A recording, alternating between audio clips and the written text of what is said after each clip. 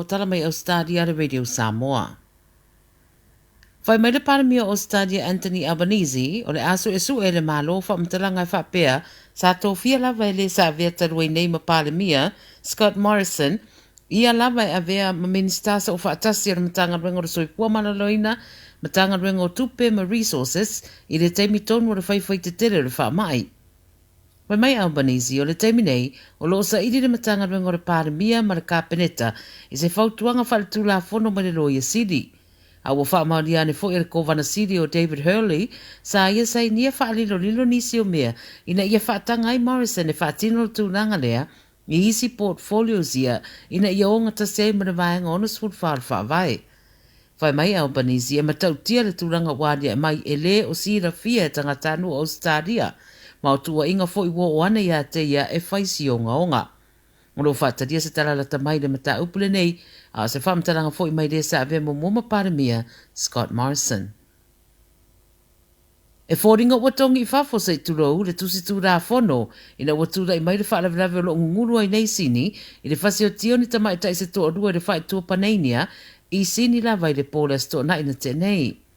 Wa mai di pote tamai tai o la meta whatlala, Fast Food River Tausanga, ma Amna Amy Alzori, tolu su riva tausanga na tawhana lawa i te tono se taawale, ai rei taina le iwa i le pōlea.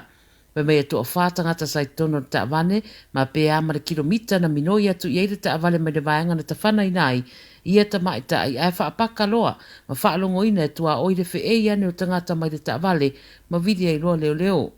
Mo ta ua le Fast Food River tausanga e to urua si ana whanau, na mariwa i lawa i lea no fuanga, a o le Tallest Food River tausanga na avinatu i le wharema i Liverpool, ma mariwa i muri ane. O le isi to urua na i tono le taawale o se tene talavou se fulu ono tausanga, ma le ri talavou e luas fulu tausanga e le i manunua.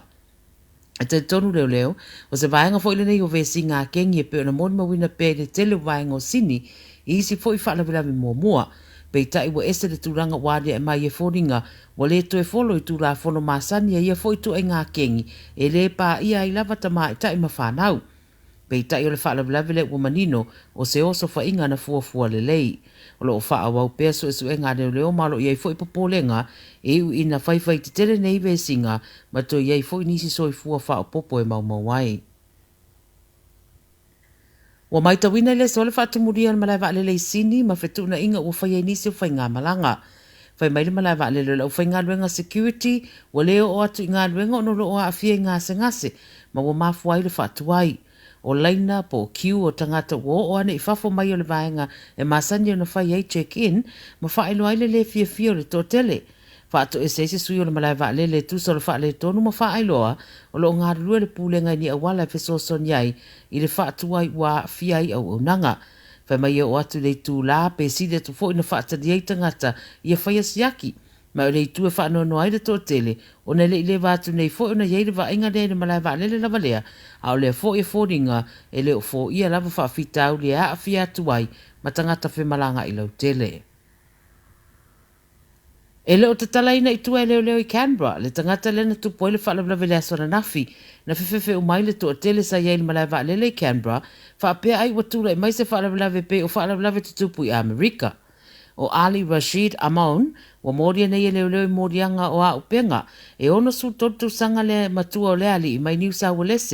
wa tau fia pe nei e leo le mahe o lona ta whanaina, o vaenga o le malai wa lele i Canberra i se whana, na anga i atu mai e le asona nafi. E le se tasi na whaamanu ria, a o ta whana e lea tangata le whaamalama le terminal. A o le taunu watu roa leo ma tau fiai, ia maawe sea mai ei malamalai wa lele ai tamu mo ese le tōtele na iei lea taimi. E tolu i tūlana loka ile malai wa lele au whaamautinoa e leo o saunga le mule no fuanga, ma e leo iei se tali ale nei ali i ona mōrianga o whaatatia nei e leo. Tala muri wa wha mawai se tasi o whai pula le Labour Wild Second, mai lona tō whinga o no nisi o tua inga o whita ua ina sa fiai o bullying accusations. Sa whai e ni wha sea o whai ele Broderick Review, po le ilo ilonga lea sa sida silai i leanga nuu i te tonu o le parlemene a New South Wales.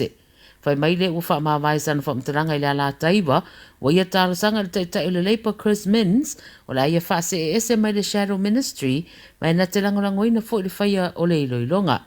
O ia sa avea ma Shadow Minister mo le Arts and Heritage, pa pe fo i leo counter-terrorism ma le Minister fo i le North Coast. Tala na le radio Samoa mai Ausetalia mo le nei asongfua.